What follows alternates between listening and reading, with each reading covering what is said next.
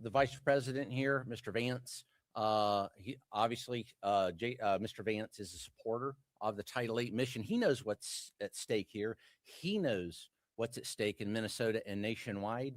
And one of our most ardent supporters of that Title VIII mission, one of our most ardent supporters of taking criminal illegal aliens off the streets, J.D. Vance from Ma and Pa America. Just like President Trump's Secretary Noem, he's from Ma and Pa America. And I can't think of a better individual to come down and talk to those Border Patrol agents and ICE officers. Marcos and I were talking here just before this press conference. One of the things that J.D. Vance does is he wants to hear from the rank and file Border Patrol agents and ICE officers. That's something very unique to him. He wants to come down and talk to them individually, see what's on their mind, their issues, concerns, and what's going on the ground. You don't see that a lot, but you sure see it with the Vice President. Vice President Vance, we can't wait to see him. We're glad to have him. Thank you. This way, sir.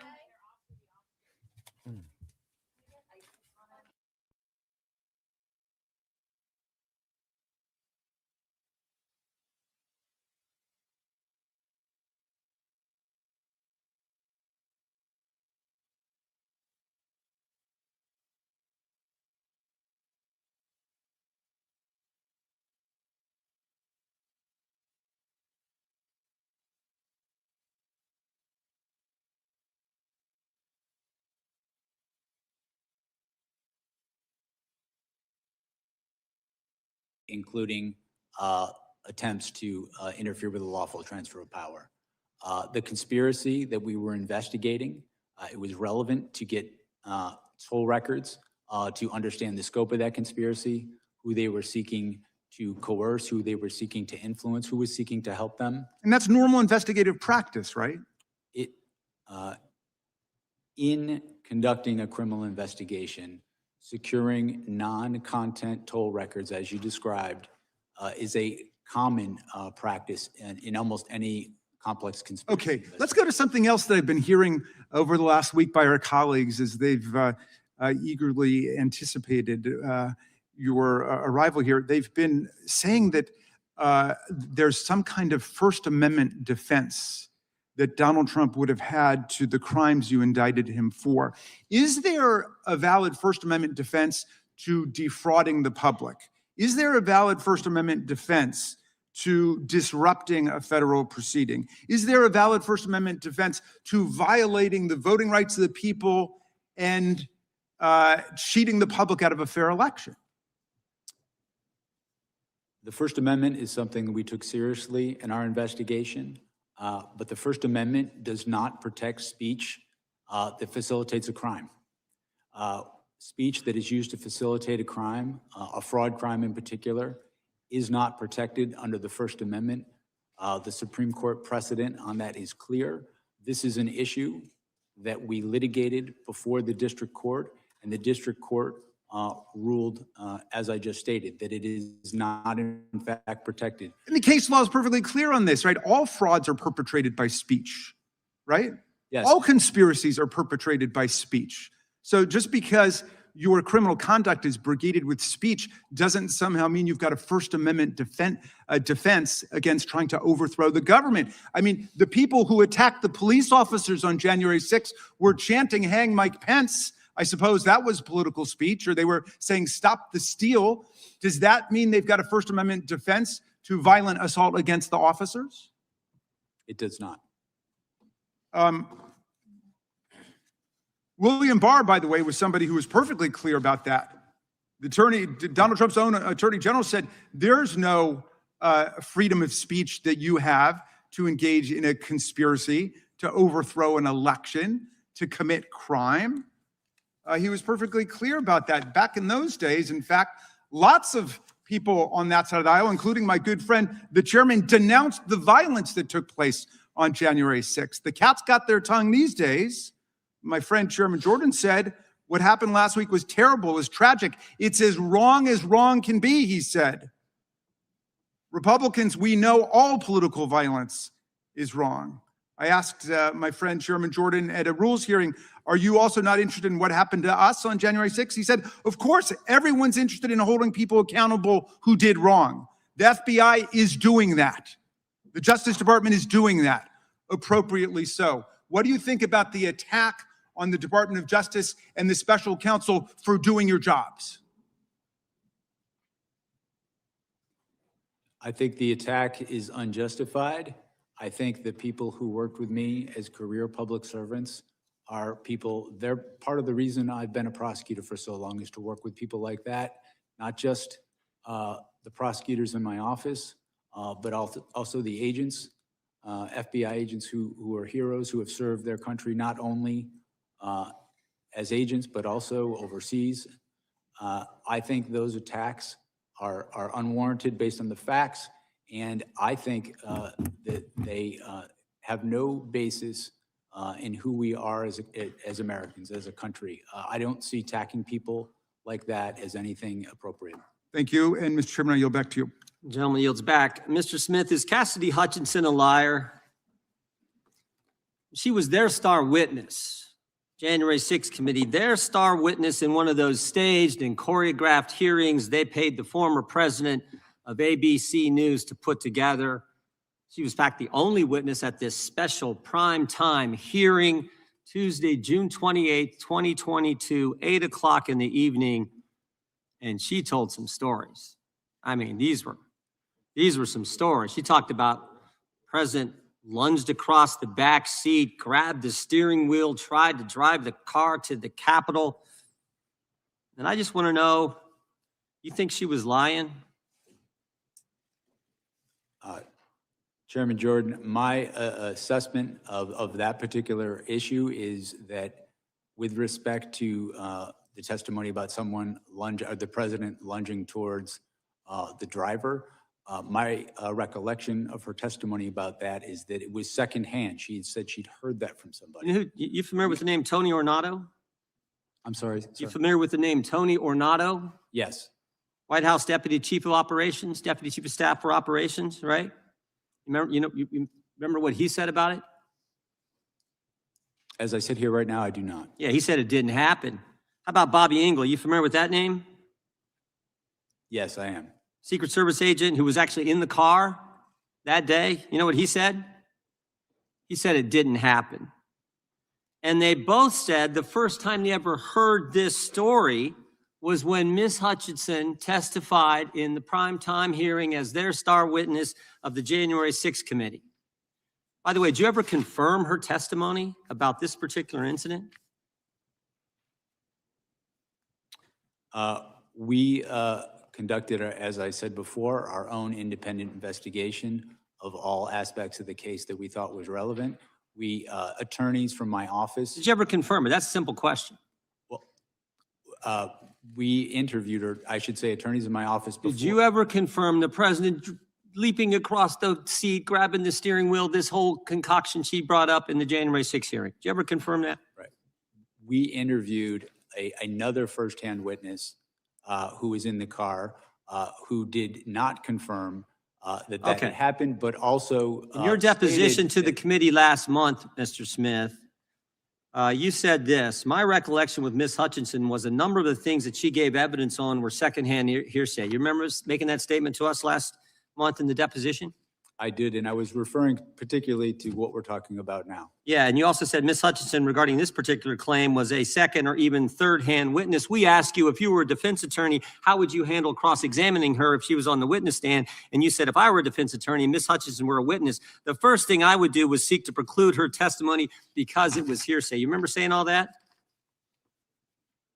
Yes, that's correct, sir. That's correct, right? Were you going to put her on the witness stand if you ever got to trial? We had not made final determinations as to who we were going to call as a witness. We had a You were large, still considering her? we had a large choice of witnesses in this Are case. you familiar what Washington Post reporters Carol Leonnig and Aaron Davis said in their book? They did this book, 300-some pages book on Chronicle and the whole investigation of the Justice Department. And here's what they said on page 310. They said, Jack Smith had wondered whether some of Hutchinson's claims might be relied upon at trial. Still, at one point, Smith told the elections team he wasn't ready to give up on Hutchinson's account. Ultimately, however, Trump administration officials uniformly, fiercely disputed her accounts under oath. Prosecutors on your team told Smith they wouldn't want to use Hutchinson as a witness in court, and Smith agreed. Are Carol Leonnig and Aaron Davis, who wrote this, are they lying? My recollection is that I certainly had not made any final determinations about who we were going to call. And that's the point. That is the point. The fact that they used her in a primetime hearing and you won't rule out using her, or didn't rule out using her, putting her on the witness stand when everybody knows she wasn't telling the truth, that says it all. That's the degree the left and Democrats were willing to go to get President Trump, putting on the witness stand someone everybody knows is making it up. Everybody knows that. And you were willing to do it. By the way, you know how many times Cassidy Hutchinson was mentioned in their report, the January 6th report? Any idea, Mr. Smith? I do not. 185 times. Someone that the whole country knows wasn't telling the truth, and you were still considering putting her on the witness stand because you had to get President Trump. And everybody can see that. We better take a recess for votes. We will resume as soon as votes are over. Back here 10 minutes after. Mr. Smith, you guys can go back to the room that you were in.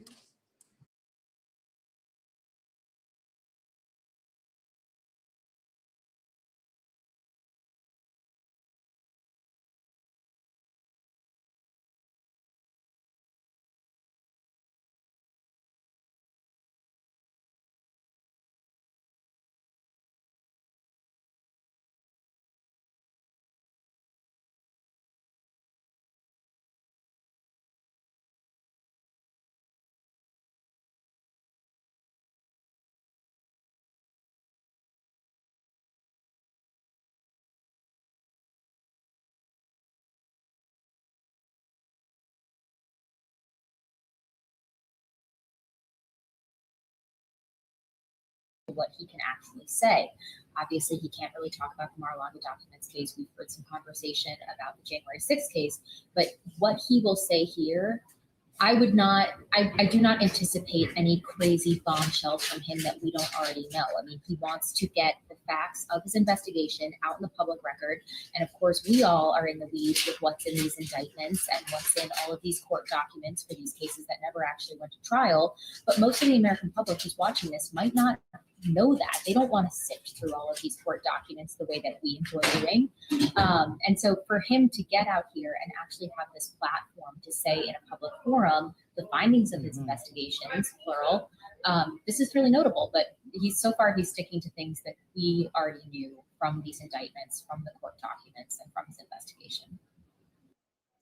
I'll just say, Simone, that this was the Jim Jordan we've come to expect. Jacketless, I don't think the man has ever seen a sports coat. And he was using this opportunity, again, to prosecute real talking points that the president and the Republicans have been beating with a stick for the last 6 years. So again, this is just another public forum to reiterate their view that the legal system has been weaponized against this president. I will say it was a very interesting choice to have the first questioner out of the box for the Republicans be Kevin Kiley from the 3rd District in California that's near Sacramento. Kevin Kiley is a relatively new member of Congress. I think he was elected to Congress in just the last few years. This is his 2nd term. He previously was a member of the California State Assembly. He is a Yale Law School graduate, just 40 years old. And he was also one of the candidates running against California Governor Gavin Newsom in that election. He's not disinterested in that election, obviously, but he's also the author of a book entitled Recall Newsom, the case against America's most corrupt governor. So I think this was for him to make a national debut as a rising star among the Republicans. It's such a good point. It reminds me that, frankly, we are in the midst of an election season. And to be clear, Kevin Kiley's seat is in jeopardy, or at least it's no longer safe, I should argue. Remember Prop 50, California? It had passed in November 2025. It triggered new congressional maps in California. This is in reaction to what happened in Texas because the president called up the governor of Texas and asked him to find him 5 more seats to make a more favorable map in Texas to potentially hold on to the House of Representatives. California responded. I say that to say the map that they drew in California cuts up Kylie's current political base. So he doesn't actually have a clear district right now to run in, and he potentially is going to have a brutal primary situation. He may. Again, Republicans in California are challenging that redistricting proposition. So I think it's at the intermediate appellate court level. It will surely go to the Supreme Court. Not clear what the court will do in that case. But all to say, Kevin Kiley is not disinterested, and this opportunity to be on national television is probably great for him. I'm sure that that statement he made, those questions he asked, will be cut up and used for campaign clippings if he is eligible to run to as an incumbent in his district, or if he runs in a new redrawn district. In another district, it makes complete, look, all of these things are connected. I will just say my last takeaway from this first 45 minutes is, in fact, that it is very clear that the strategy from Democrats is to ensuring that they are trying to correct the record and inject as many facts out there to counter what their Republican colleagues are doing and saying. And from the Republicans' perspective, it seems to me that their strategy continues to be to not try to relitigate January 6th, because it's something we all saw, right, that unfolded on national television, but really talk about all these other aspects of the case that came about because of January 6th. And so some of it is a direct go at Jack Smith himself. Some of it is about the process. Again, to Fallon's point, a bunch of things that if you don't follow this every day, if you're not a political professional watching all this, reporting on it, and knee deep in the weeds, matter of fact, neck deep, actually, just deep in the weeds of everything that's going on, you could easily get confused or get lost or say, you know what, maybe Jim Jordan has a point. I think this all boils down to trying to re-engineer, rewrite the history of that day and what happened in the days after. And I do think it's directly connected to the 2026 election and potentially 2028. But we'll see if my little theories bore out through the rest of the day. Again, the members are taking their votes. Jack Smith is taking his break, and we're going to take a break. Yet we'll be back as soon as the hearing is back. So don't go anywhere.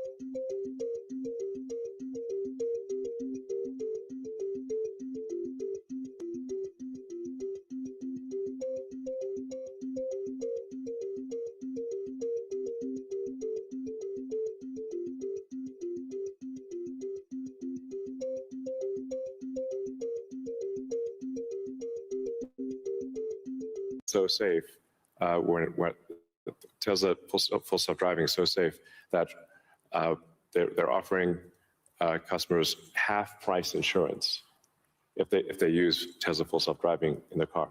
And that can be monitored by the insurance company? Is that part of the agreement then? Yeah. I think self-driving cars is essentially a solved problem at this point. Right.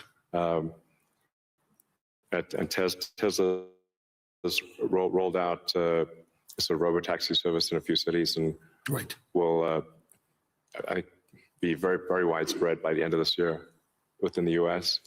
And then we hope to get supervised full self-driving approval in Europe, hopefully next month. Really that quickly? Yeah, and then maybe a similar timing for China, hopefully. I want to move to space because historically space is very capital intensive. It historically been done by governments. Obviously, SpaceX changed the whole model. But we've seen it slow to scale, and now I'm starting to see it ramping up in what you're doing and other things. Talk to us about the automation and AI, how it's changing the economics in building and preparing for us in operating in space. Sure. Well, the key breakthrough the major breakthrough that SpaceX is hoping to achieve this year is full reusability. So no one has ever achieved full reusability of a rocket, which is very important for the cost of access to space. We've achieved partial reusability with Falcon 9 by landing the boost stage. We've now landed the boost stage over 500 times. But we have to throw away the upper stage. The upper stage sort of burns up on reentry for Falcon 9. So, and the cost of that is equivalent to a small to medium-sized jet. So, but with Starship, which is a giant rocket, it's the largest flying machine ever made. That's a rocket that you're using for the idea of going to Mars, right? Yeah, Mars and the Moon, as well as for high-volume satellite stuff. So, Starship. Hopefully this year we should prove full reusability for Starship, which will be a profound invention because the cost of access to space will drop by a factor of 100 when you achieve full reusability. Right. It's the same sort of economic difference that you would expect between, say, a reusable aircraft and a non-reusable aircraft. Like if you have to throw your aircraft away after every flight, that would be a very expensive flight. But if you only have to refuel, then it's the cost of the fuel. And so that's really the fundamental breakthrough that gets the cost of access to space, we think, below the cost of freight on aircraft. So, you know, under $100 a pound type of thing easily. So it makes putting large satellites into space very low, very cheap. And then when you have solar in space, you get 5 times more effectiveness, maybe even more than that, than solar on the ground, because it's always sunny. It's cold. It's always sunny, so you don't have a day-night cycle or seasonality or weather, and you get about 30% more power in space because you don't have atmospheric attenuation of the power. Right. The net effect is solar is 5 times more. Any given solar panel will do 5 times more energy in space than on the ground. Is there any capacity in doing that and then taking that power and bringing it back to Earth? Is there any way of doing that, or you're just taking that power and utilizing it for the needs, like building AI data centers in the space?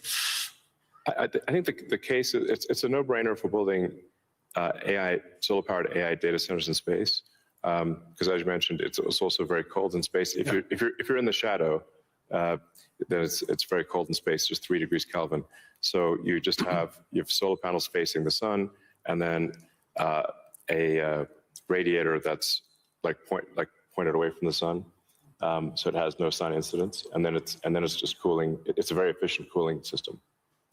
So net effect is that the lowest cost place to put AI will be space. And that'll be true within 2 years, maybe three at the latest. Wow.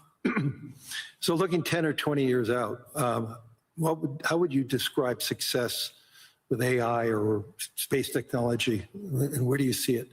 Is that, are you more certain what's going to happen in the next 3 years or 5 or 10? I don't know what's going to happen in 10 years, but the rate at which AI is progressing, I think we might have AI that is smarter than any human by the end of this year, and I would say no later than next year. Wow. And then probably by 2030 or 2031, call it 5 years from now, AI will be smarter than all of humanity collectively. We only have a number of minutes left, but I want to humanize you for a second. So there's no speculation that you're about peace. Right. I want to, I mean, I would frame this question by, you're the most successful entrepreneur, industrialist in the 21st century, maybe beyond. I want to really get this, what inspired you? Who's inspired you? What was the foundation of your curiosity? And importantly, was there a aha moment, a epiphany at any time in your life and career? Well, I mean, as a kid, I read a lot of science fiction, sci-fi, fantasy books. Yeah, we talked about and comic books, and I always liked technology. I didn't expect to be where I am today. This seems incredibly implausible. But yeah, I was inspired by reading about books about the future, about science fiction, and I guess I want to make science fiction not fiction forever. At some point, turn science fiction to science fact, we want to have like Starfleet and Star Trek, really for real, like where we actually have giant spaceships traveling through space, going to other planets, traveling to other star systems. I'm just interested if I could be beamed up to go back to New York. I'd like to just be beamed back to New York instead of flying. Yeah. Talking about Star Trek. No, I guess my essential, what I would call the philosophy of curiosity. I'd like to understand the meaning of life. Is the standard model of physics correct regarding the beginning of life, beginning of existence, and the end of the universe? What questions do we not know to ask that we should ask? And AI will help us with these things. So I'm just trying to understand, how do we get here? What's going on? What's real? Are there aliens? Maybe there are. And if we've got spaceships that are traveling to other star systems, we may encounter aliens, or we may find many long dead alien civilizations. But I just want to know what's going on. I'm curious about the universe, and that's my philosophy. Do you see yourself ever going to Mars in your lifetime? Yeah, I mean, I would say like That's a long commitment. I've been asked. Isn't that 3 years each way? It's 6 months. 6 months, that's all it is? Yeah, 6 months, but the planets only align every 2 years. Okay. So, yeah, I've been asked a few times, like, do I want to, die on Mars? And I'm like, yes, but just not on impact.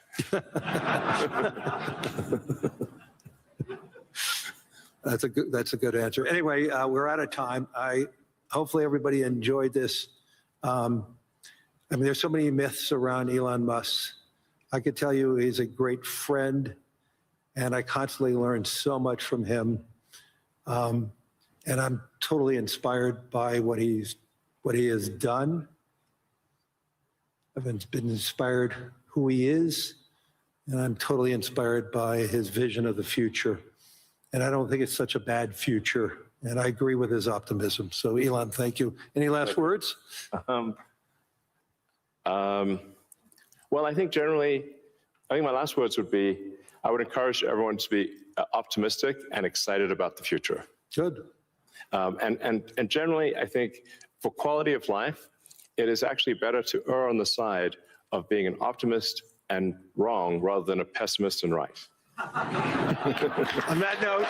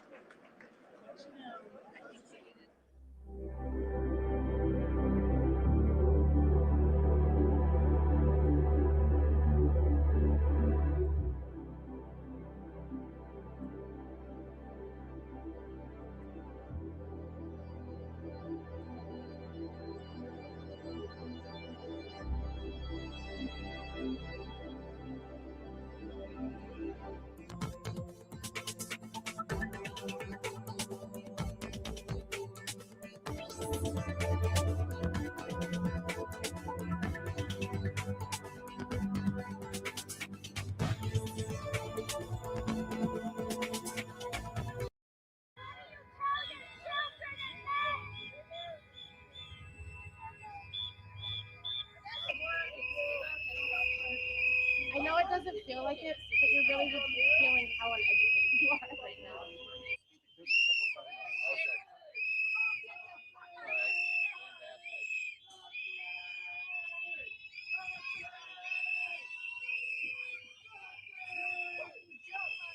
Greg, does this deter you at all or encourage you, motivate you? Take it easy, man. Take it easy. Hey, where's Ashley?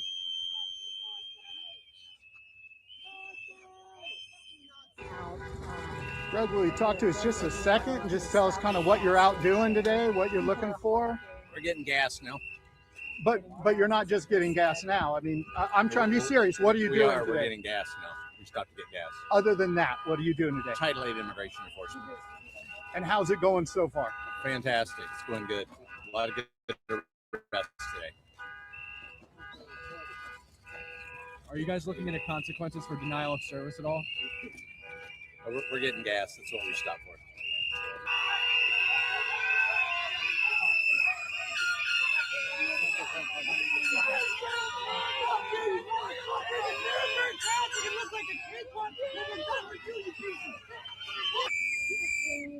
Greg, are you getting some thumbs ups, or is it all just people kind of angry and frustrated? What do you have? Absolutely. Quite a bit of thumbs up. We always do. So definitely more paparazzi here.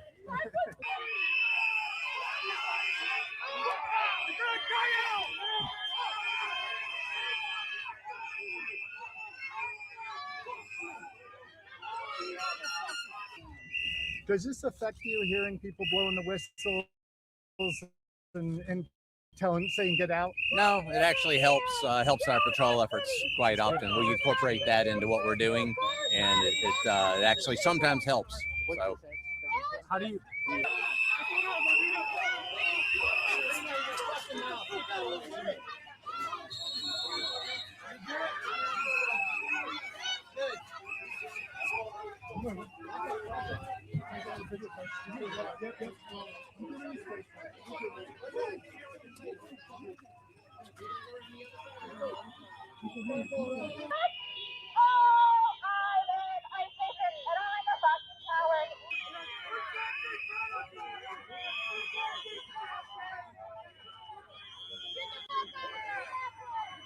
The fuck out of here! Seems like that's what we're doing. Fuck out of here!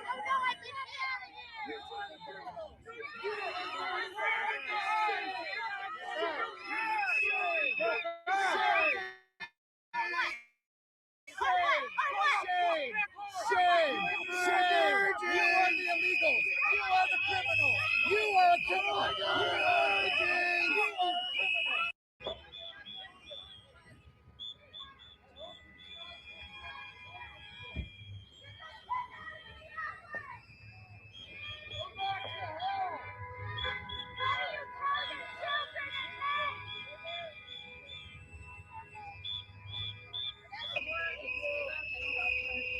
I know it doesn't feel like it, but you're really just feeling how uneducated you are right now.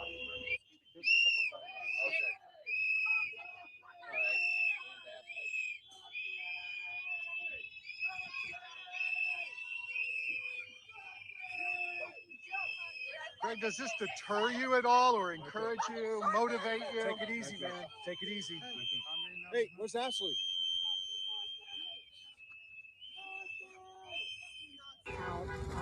Greg, will you talk to us just a second and just tell us kind of what you're out doing today, what you're looking for?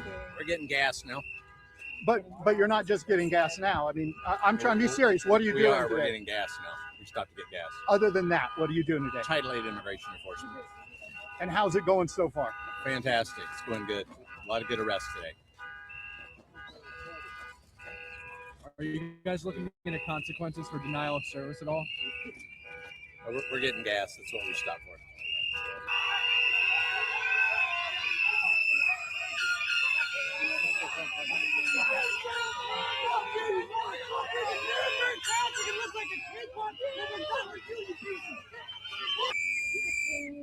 Greg, are you getting some thumbs ups, or is it all just people kind of angry, frustrated? What do you have? Absolutely. Quite a bit of thumbs up. We always do. So definitely more paparazzi here.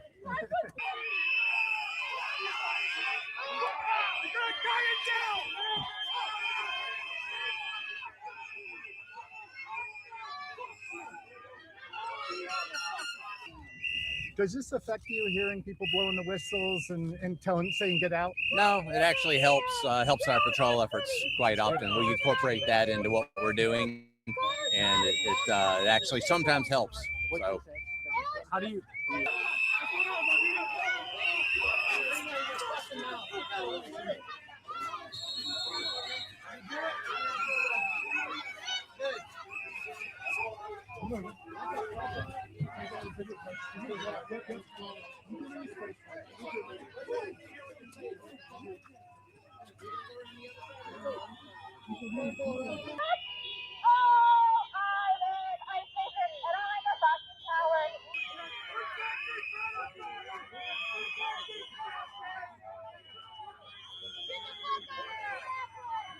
The fuck out of here!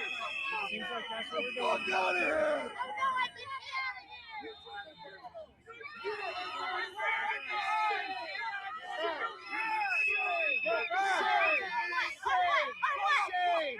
Shame! Shame! You are the illegal! You are the criminal! You are a criminal! You are the gang! You are a criminal!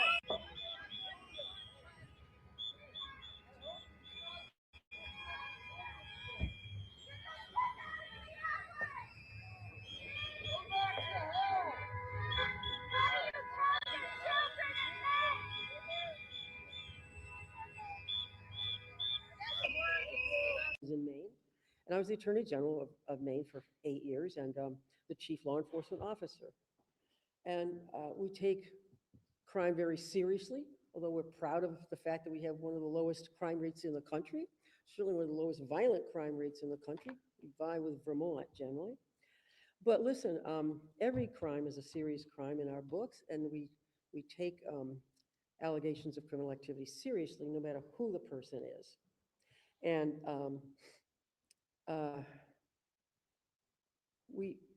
I don't sense that there's any greater, certainly not a greater incidence of crime among non-citizens than there is among citizens. In fact, I think probably the opposite.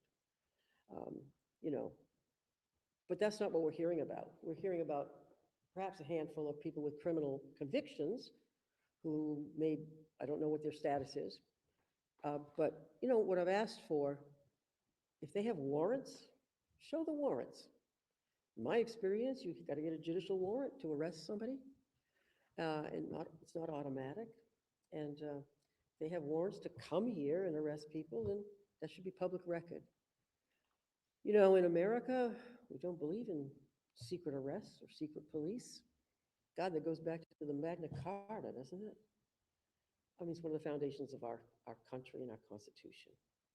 I was going to say, having worked in and around and with law enforcement for these many years, and having taught at the Academy, the Criminal Justice Academy, I know that our law enforcement here in Maine are subject to high training qualifications, substantial qualifications, professional training, that they're subject to high expectations on their standards of performance.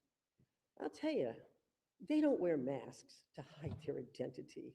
They don't need to wear masks. They don't need to hide their identity. And they don't go out and set numbers and goals and quotas and detain people subject to some quota, wherever that may come from. That's not very professional under our standards. Yes. This time last year, when you told the president you would see him in court, obviously it didn't happen, and it was over a different issue. But do you think there is a target on the state of Maine's back because of those actions? I should hope not. That'd be kind of silly. I mean, we fought the issue in court, excuse me, but I said we'd see him in court. We did see him in court a few weeks later, and we won on that issue, so. But Governor, why, in your opinion, is your state now in the bullseye? Well, he's gone to a lot of blue states, hasn't he? He went to Chicago, Illinois, Los Angeles, California, and Minneapolis, Minnesota, all Democratic governors. I happen to be a Democratic governor. Ostensibly, they're coming here, they say, because of an immigrant population that they find in disfavor. So I don't know. We'll have to ask them why they're here. Do you believe that there are 1,400 people living in Maine illegally with criminal backgrounds? With criminal backgrounds. Well, let's see the documents. I'd be shocked if they found 1,400 people with criminal charges against them. But what we're hearing is not that anyway. What we're hearing is that people with no criminal backgrounds are being detained and subject to perhaps deportation or at least arrest. People who are being torn from their families and from young children. People who are part of the workforce here in Maine, a workforce that we desperately need and desperately value. And that's a shame. You know, it's disruptive and it's causing a lot of fear and unnecessary anxiety in the community and among families who don't deserve this kind of treatment. Can you elaborate a little bit more on the impact that you're hearing from the schools? Well, I haven't personally talked to the superintendents, but they're very much on alert because schools in Portland and Lewiston in particular have a fairly high number of children of immigrant families. And so we hear that some of those children aren't going to school because they're concerned if they come home and their parent isn't there, or the parent isn't there to take them to school in the first place. And they're concerned about some, at least in theory, an approach to the school that would be very unwelcome. We've heard about what you said to the president in the past. What's your message to the president now? I don't have a message for the president today.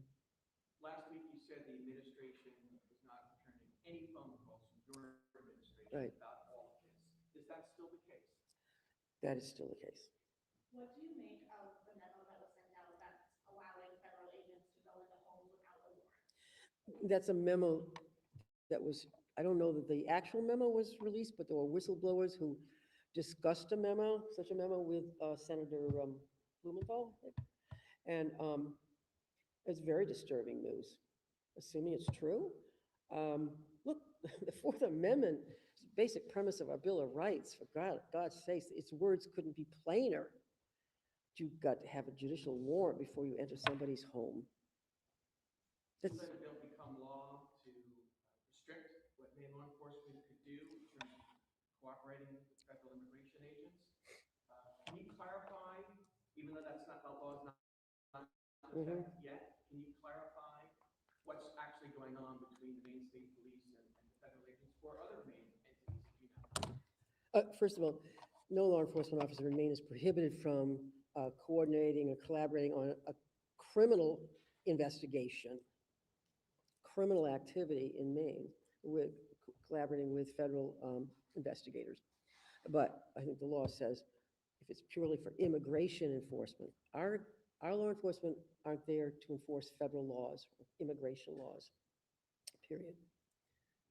So they're already abiding by that law. Maine State Police have instructed. The state police, as my understanding, are, and many other departments, I think, are as well. Look, they've seen what happens what has happened in other states. You saw one or two of the police chiefs in Minnesota who said that their off-duty police officers were being detained by ICE. Police officers with no criminal record, no violations of law. I mean, that's a little extreme. Actually, the DHS put out this list of the 4 pictures of the 4 people they call for worst. 3 of them had been previously convicted of whatever their infractions. And yeah, they were felons.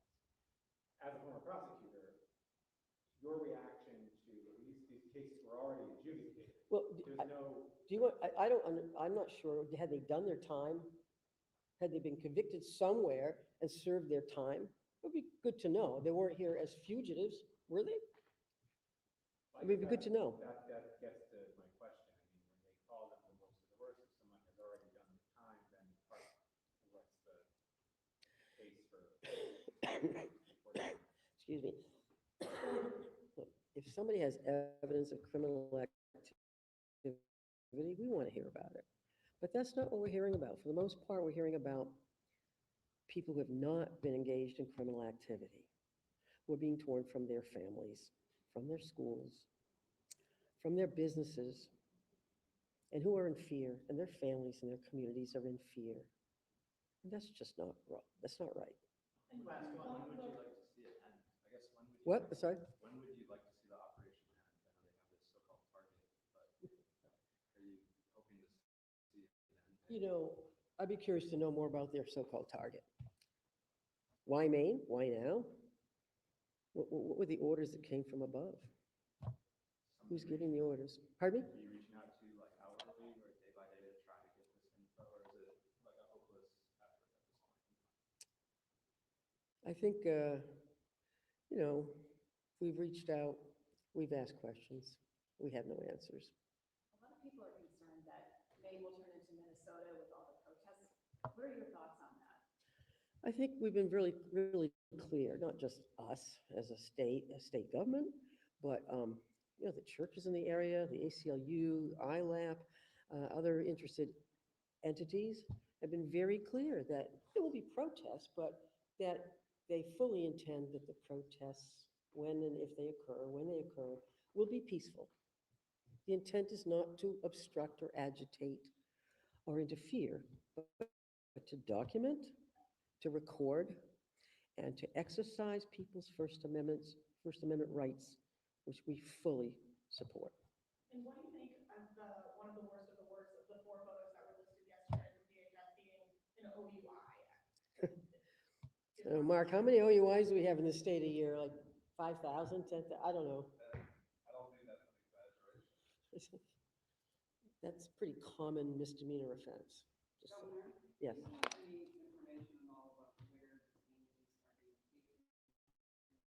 No, I don't think we have specific information about where in particular detainees are being held. No, I will say, look, I think the Supreme Court has said people who are detained because of immigration status, because they're not full citizens, they have a right to a hearing, they have a right to a bond, And we fully expect that those rights will be adhered to. Thank you, everyone. Thank you.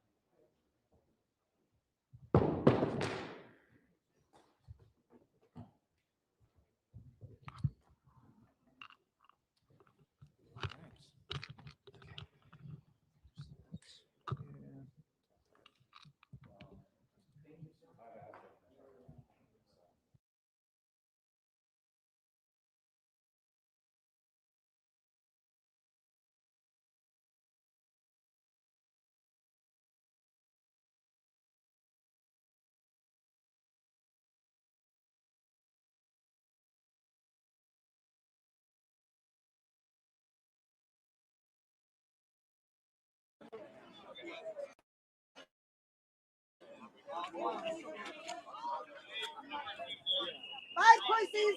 Bye, cowards. Go home. Quit your fucking job, murderers. Murderers. each other. Go fucking fight each other. You can't even do that. You don't even show your face. Go ahead, shoot me. What are you gonna do? Go ahead. Go ahead, you show that. You go down next. They have created essentially a firewall preventing any protesters from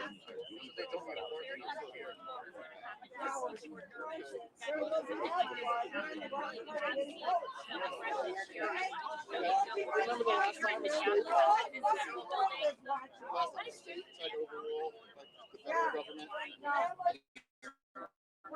They lost the civil war.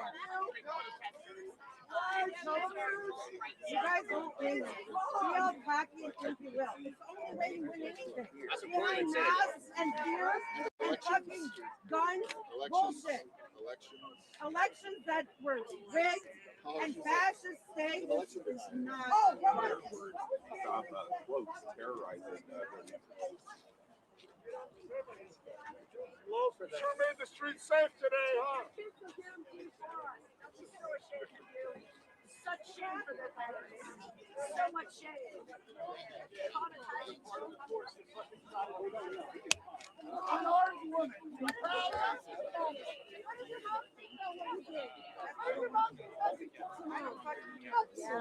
So you want to tune in for that?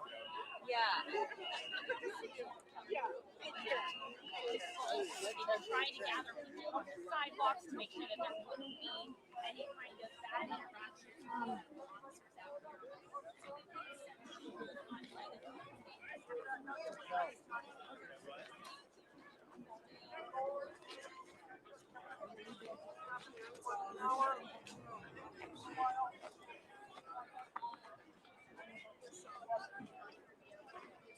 Violence and face-to-face with ICE agents and protesters.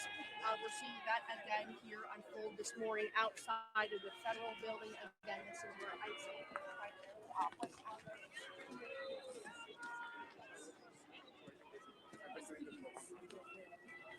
From my perspective, there is two sources. If you have seen illegal aliens, and we determine if they have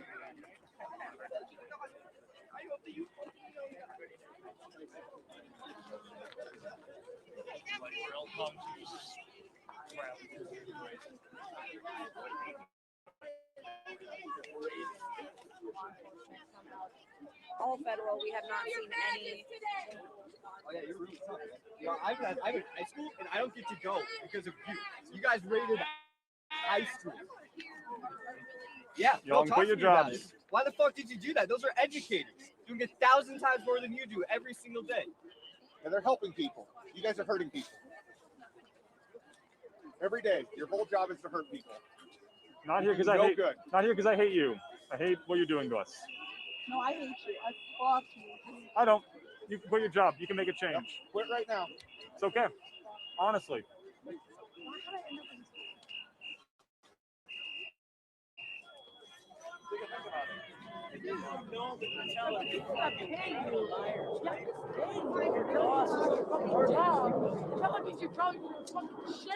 Garbage human.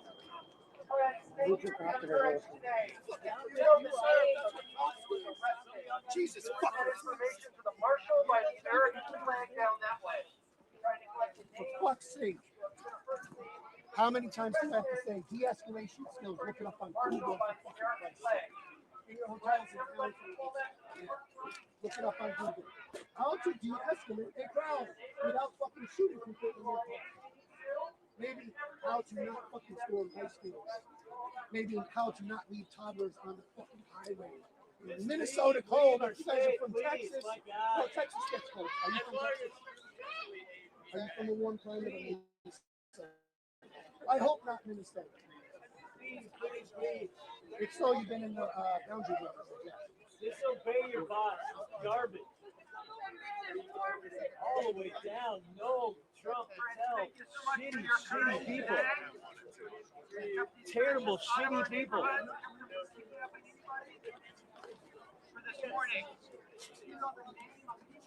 Women and mothers with a child. Down by the Can you pull your buddies back in the meeting, huh? Please, for fuck's sake. And leave her alone. Unarmed, marching, trying to keep the peace.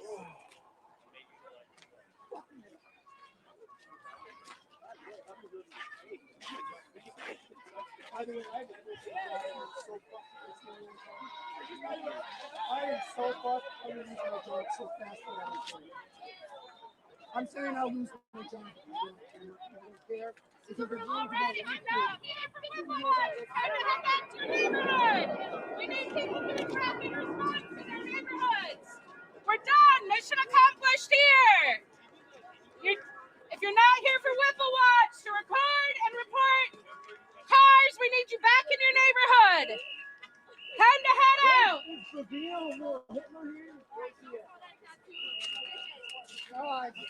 If you're not here for Whipple Watch, let's head out. We need you back on rapid stops in your neighborhood. Anybody watching K2 right now? I was there, there wasn't anybody there. I'm on the rapid response team. I'm also the medics. Great. I need to make sure we Put get in, just somebody make sure out there's there. someone.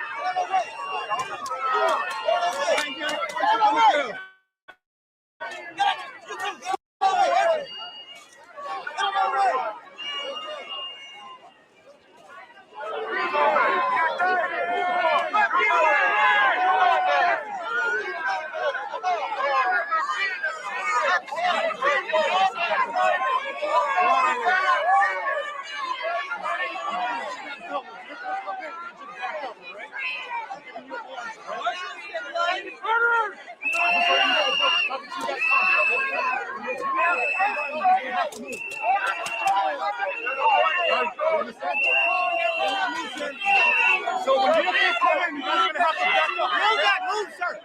So when vehicles come in, you guys will not move, sir. Will not move. It's not a tough road.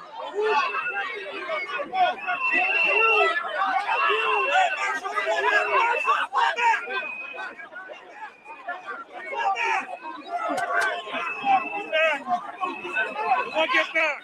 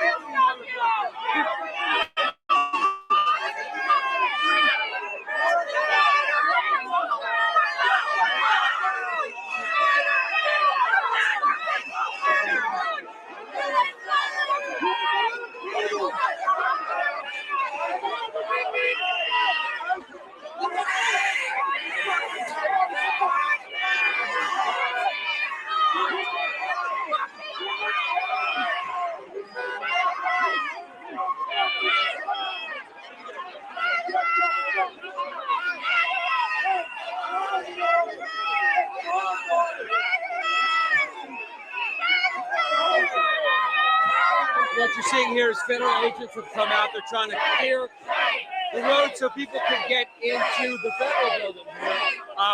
They've just come out over the past minutes, and you can hear the crowd here chant, "Shade, shade."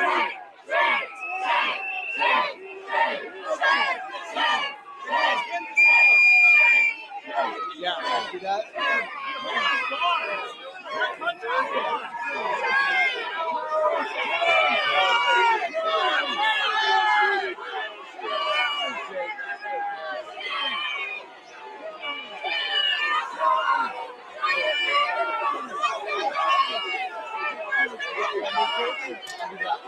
All right, they're just firing pepper balls. They're firing pepper balls at the crowd. They're trying to keep them back. Well, they're firing at them point blank. This has just started to happen. The federal officials have started to move back a little bit, but now they're holding this line right here. You can see the protesters arrayed, and just for the first time, a lot of them have put on their gas masks.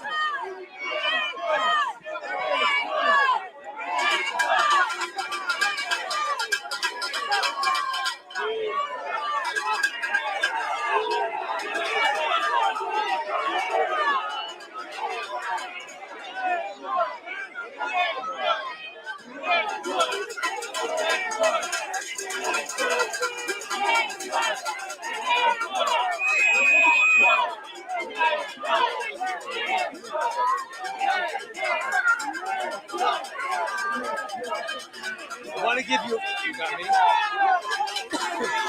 want to give you a sense of the dynamic of the crowd. You see the people in those yellow vests. They are marshals, and what they appear to be doing right now is holding back the crowd. But there are some people in there, some of them who are wearing gas masks, kind of been encroaching on the border control officers around here. And even though they only fire, do you get the pepper ball? You got the pepper ball, really? Yeah.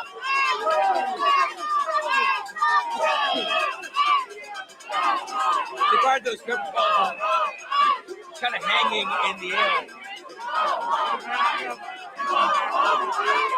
Wow, that's our guy Patrick. Get that close up of that guy Patrick. You see him in the green hat?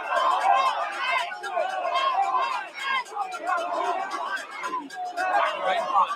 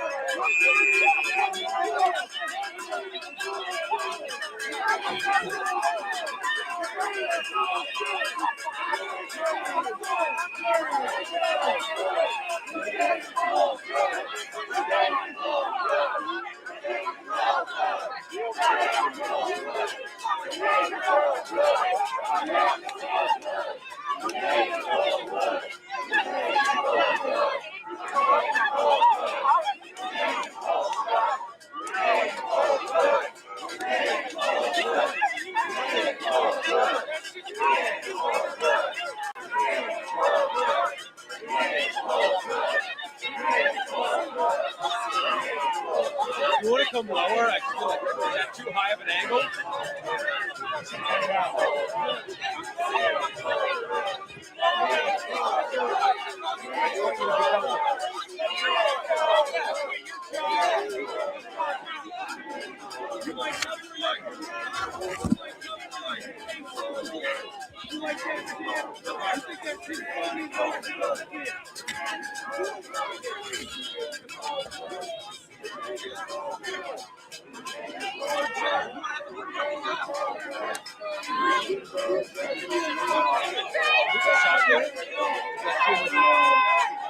I wouldn't right now. Like, you want you can, but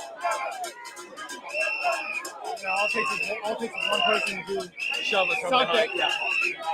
Yeah, and then they pray. Yeah.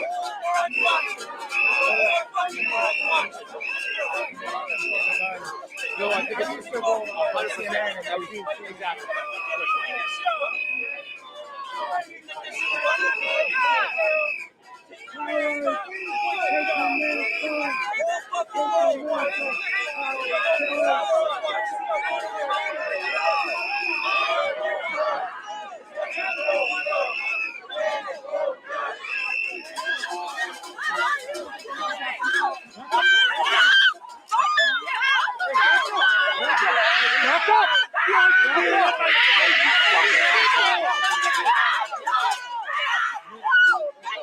you doing? What are you doing?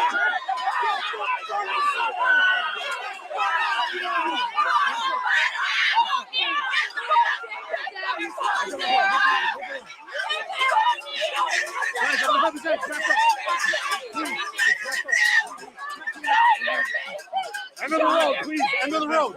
Guys, guys, Let me see your face, you fucking coward! Fuck you! No fucking need! Put it down! we're press. Show your fucking faces! Show your faces! Fuck you! Fuck you! Fuck you and all of you! I know you're saying to me, hello!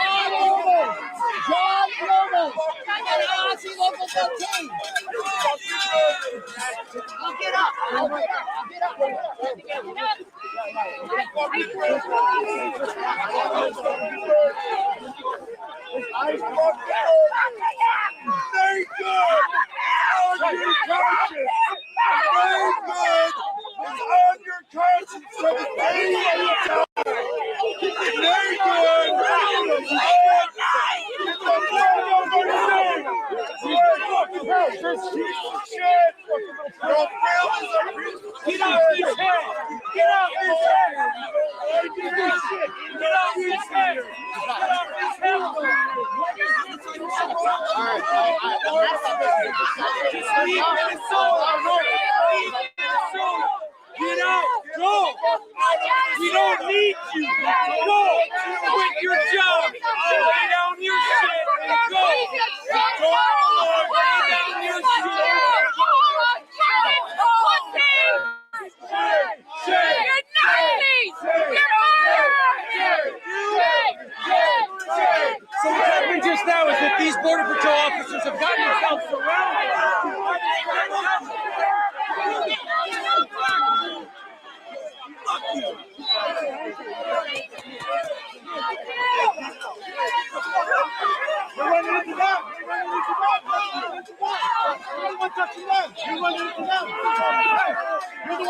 Richard Nixon went after your political enemies. Maybe they're not your political enemies, but they sure as hell were Joe Biden's political enemies, weren't they? They were Harris's political enemies. They were the enemies of the president, and you were their arm, weren't you? No. No. Oh, great. So you spied on the Speaker of the House and these other senators and so on, and informed no one, and in fact put in a gag order so they couldn't discover it. If they were not subjects of a conspiracy investigation, That's why Stephen did Miller's Congress, so-called enemies list. a separate Let's- branch that you, under the Let's see if Constitution, Jack have to Smith respect, actually why weighs is it in that on no why one it should was be informed, important. including He the needs to judges? reiterate, I think, 'Cause you went in why he to spy wanted on these these, people. why the Did you toll mention records that you were they thought were spying important in the on first place. seeking records so you could find out about when conversations occurred between the U.S. Speaker of the House and the president? Did you inform the judge, or did you hold that back? My office didn't spy on anyone. Wait a second. The question I asked you, Mr. Smith, was pretty straightforward. Did you withhold that information from an Article III judge in the process of taking the records of the Speaker of the House? We complied with Department. Did you hold back Mr. that Chairman, would you information? please instruct the gentleman to allow the witness to answer the questions? It's not your time. I'd like my time back. Mr. again, Chairman, you have please. repeatedly done that in the past. The witness has the right to answer the question. And there'll be due time to answer the question. Would you please put my time back and let me finish this? Mr. Smith, I asked you a question and you were not responsive to it, and I want you to be responsive to it. Did you, whether you think it was legal or not, whether you think it was right or not, did you withhold the name of Kevin McCarthy, Speaker of the House, when you were I want seeking to know, records these are some on of the, Kevin McCarthy, the Speaker of this the line House, of or Jim questioning Jordan, is something that Chairman is of this committee. percolating rapidly gentleman within is- conservative media Please circles. give me back the time that would take it away. Time has expired, but we're going to let the witness answer your question because it's an important question. The witness can respond. We did not provide that information to the judge when we requested a non-disclosure order, consistent with the law and consistent with department Mr. policy. Chairman, the amazing thing here today is that we have an admission that an Mr. Article Chairman, the 1 gentleman's time has Come on. expired by now 34 seconds. It gets more than 5 minutes. How many times you can interrupt me? The time belongs to the gentleman from California, will but it be- has I expired. will be brief in my address to the chairman. We have the evidence that an Article 1 representative on behalf of the president withheld Order, that Mr. Article Chairman. 3. Mr. Chairman, are we That being granted the information. same leniency? And at with this that, point? I yield All right, back the in members back. disgust of this witness. Getting spicy. With California, the gentlelady from California is now recognized. Mr. Smith, thank you for being here today. Earlier, the chairman spent a lot of time talking about Cassidy Hutchinson, who we know is just one of many witnesses. Lofgren. This is Zoe Also Lofgren. from the She's January one of 6th the committee. It's impeachment important to note managers. that there was And one of the January testimony that she was told something by Mr. Ornato, not that she had personal knowledge. And of course, Mr. Ornato was of very questionable veracity. We had a testimony from a Metropolitan Police Department official about an argument, a big argument that the president was having about going to the Capitol. And in fact, the vehicle was delayed going back to the Capitol while that argument occurred. But having said that, I want to focus on something my colleagues across the aisle seem to want to ignore. The fact that your investigation into President Trump's attempt to overturn the 2020 election was built on testimony from members of the Republican Party. In fact, last week, the New York Times published grand jury transcripts from Georgia that show the same pattern in Trump's Georgia criminal case.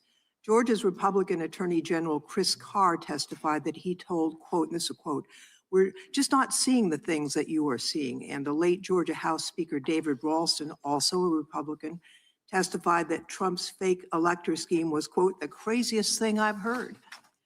And then there's Senator Lindsey Graham, one of the president's closest allies. In his secret grand jury testimony, Senator Graham told the jurors, quote, "I have told him more times than we can count that he fell short," unquote. And then he said this, quote, "If you told him Martians came and stole votes, he'd be inclined to believe it." Martians, that's from Senator Graham speaking under oath. So here's my question. Mr. Smith, in your deposition with this committee, you testified, and here's a quote, "Our case was built on, frankly, Republicans who put their allegiance to the country before the party." Also, that the president's closest allies are telling him that his claims of election fraud are wrong. And so I'm just wondering, can you explain what you meant in your deposition that it was Republicans who were putting their allegiance to their country ahead of their party? Yes. There were witnesses who I felt would be very strong witnesses, including, for example, the Secretary of State in Georgia, who told Donald Trump the truth, told him things that he did not want to hear, and put him on notice that what he was saying was false. These were people who The knew president notably how the asked elections were them to conducted in the find states. 11,780 I votes believe in that Georgia, witnesses of that nature, because that is witnesses who are how willing to how many tell votes he truth, lost the even state if it's by, going and the to Secretary of State pose refused. a cost on them in their lives. My experience as a prosecutor over 30 years is that witnesses like that are very credible, and that jurors tend to believe witnesses like that because they pay a cost for telling the truth. In terms of the grand jury testimony that's now been released, the fact that Donald Trump, according to Senator Graham, would believe that Martians stole the election, what does that tell you about Trump's state of mind?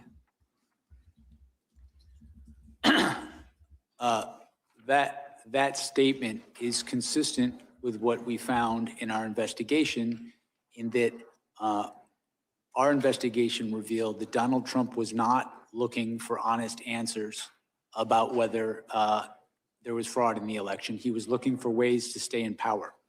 And when people told him That is an things extraordinary statement. that conflicted with him staying in power, he rejected them, or he chose not even to contact people like that who would know if the election was done properly in the state. On the other hand, when individuals would say things that would allow him to stay in power, no matter how fantastical, he would latch onto those. That pattern, over time, we felt was powerful evidence that he, in fact, knew that the fraud claims he was making were false. You know, who were some of the Republican witnesses who told you that who told President Trump that his claims of election fraud were false? Can you share that with us? There were a range of witnesses. They ranged from people on his campaign team who had wanted him to win, were employed to help him win the election. They included state officials, state Republican officials who wanted him to win, voted for him, campaigned for him, asked him and his co-conspirators to provide evidence to support their claims, and invariably they never did. It included officials, advisors, people he worked with in the White House who he relied upon for important decisions and who he trusted in other contexts. We felt we had strong evidence from a variety of sources. Time of the gentlelady has expired. Ms. Chairman. Jack with Smith reminding my fellow everyone that Californian, you were allowing Republicans the were witness against to the That's a Paris good question. deal Isn't that before they grounds began to trumpeting it. I've given him 30 seconds extra, the gentlelady 30 seconds extra. If the gentleman can be concise and finish up here quickly, we will allow him to finish. Yes, sir. And just conclude saying we felt that constituted powerful evidence of the knowing falsity of his statements in furtherance of the fraud. Mr. Chairman, I would like to yield back, noting the presence of officers who were severely Got attacked, nothing to yield back. You're a minute over. The gentleman from protecting Texas. our lives on January 6th. The gentleman from Texas, Mr. Gill, is recognized for 5 minutes. All right. Mr. Smith, in January of 2023, did you subpoena then Speaker of the House Kevin McCarthy's toll records? Drink every time the toll records come up. Yes, sir, we did. Yes, you did. And the subpoena covered the time period between November 2020 and January 2021. Is that right? I'm sorry, sir. Could you say that again? We're not going to delay like this. The subpoena covered the time period between November of 2020 and January 2021. How many days after Kevin McCarthy was sworn in as Speaker did you subpoena his records? I don't recall, but those two things had nothing to It do was with one. 16 days after becoming the highest ranking Republican in the House of Representatives. You subpoenaed his toll records. Do you agree that that might reasonably be considered a violation of the speech or debate clause?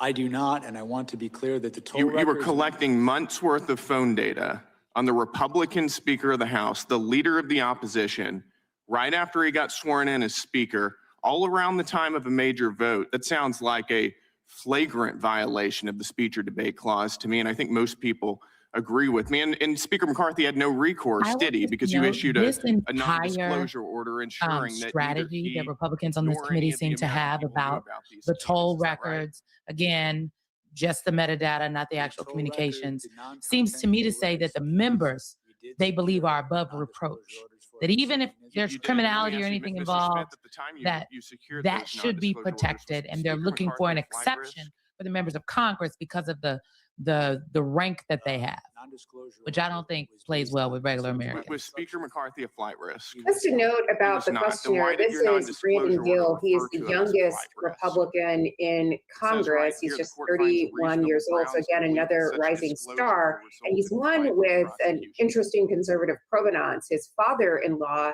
is the conservative provocateur, Dinesh D'Souza. So I think we're seeing how they're organizing their list of witness questioners here. The Speaker of the House is a Finish flight answering the risk? question? No, this is not your time. This is my time. You think the Speaker of the House is a flight risk? You think he's going to hop on a plane and leave the country? No, what I was trying to explain is with respect to a non-disclosure order, the risks Look at Jack aren't Smith's lawyers necessarily behind him. associated with the subscriber to the phone. Aghast. They're the risks to the Okay. investigation. I think that you were using, We are this is all clearly in Texas lawyers. reference to Speaker McCarthy, and you were using clearly false information to secure a non-disclosure order to hide from Speaker McCarthy and from the American people the fact that you were spying on his toll records. But I've got more, so let's move on. In May of 2023, you also issued subpoenas for toll records of 9 U.S. senators and an additional representative. Is that right? In May of 23, we did issue. You did, and there were non-disclosure orders in conjunction with those subpoenas as well, right? That's correct, consistent with department policy and Right. the law. So again, nobody would know what you were doing. The senators would, and the representatives would, and the American people wouldn't know what you were doing. Is that right?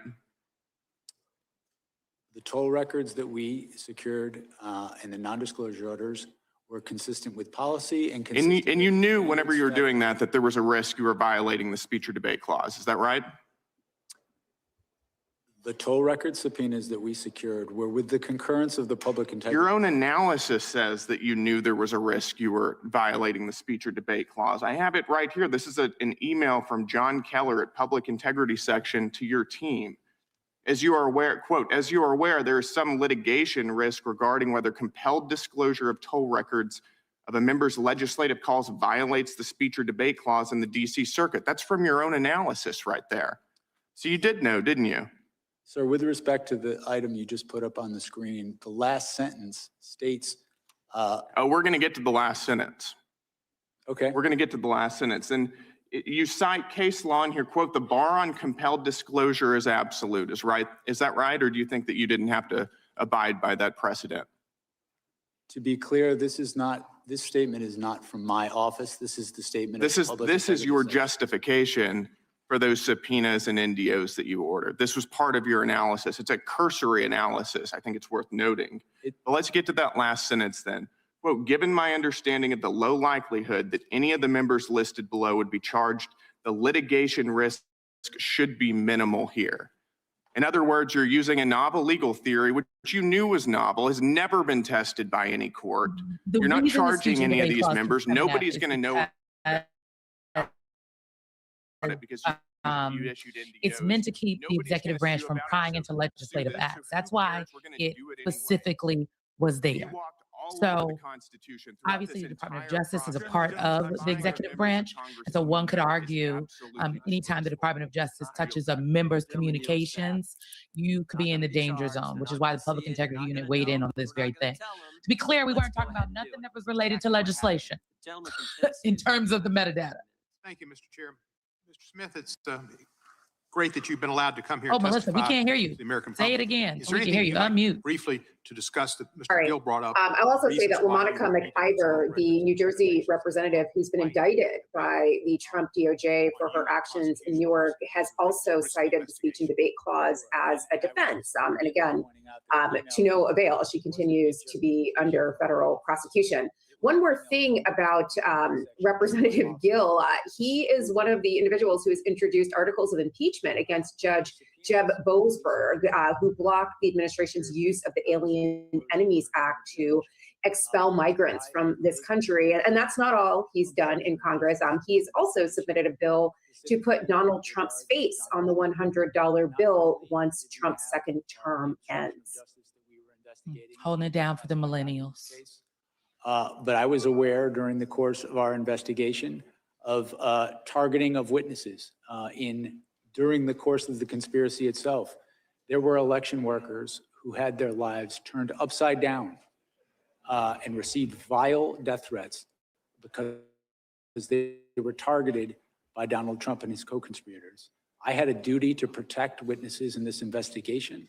That risk, that threat to witnesses was only confirmed when we went forward in this case and Donald Trump suggested that one witness should be put to death and then also issued a statement to the effect of, if you come after me, I'm coming after you. In my mind, I can't think of a more direct threat to witnesses and individuals involved in that proceeding. Given that sort of threats, it was, in my view, completely appropriate to protect the integrity of the investigation, to protect against destruction of evidence, and to protect the witnesses in our case. And just to make clear, you did not see any of the discussion. There was not any, it was just the content that they made a call to the president and vice versa, but nothing about any content whatsoever. That's correct. A toll record subpoena gives you who a call is from, who it is to, and the length of that call. It does not tell you the content of what people are speaking about. Finally, You felt that finally you we had a have case information that about was- what the cold record does. one that you would win beyond a reasonable doubt, no moral certainty.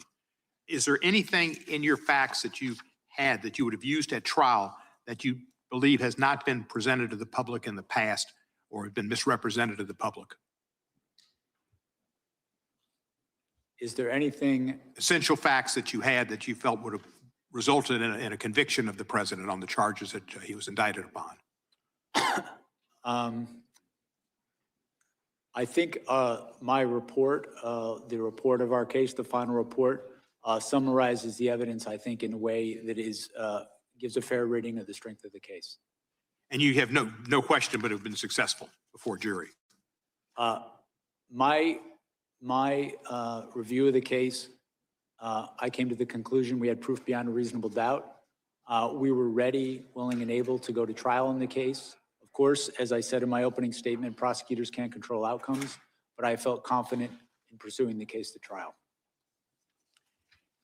Did Merrick Garland ever pressure you to bring an indictment or to do anything in your investigation? No.